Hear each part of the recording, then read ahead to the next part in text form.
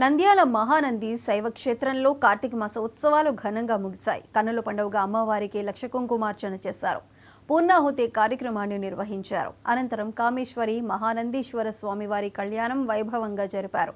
భక్తులు వేలాది మంది పాల్గొన్నారు. భక్తులకు ఎలాంటి అసౌకర్యాలు లేకుండా అన్ని ఏర్పాట్లు చేశారు ఆలయ అధికారులు.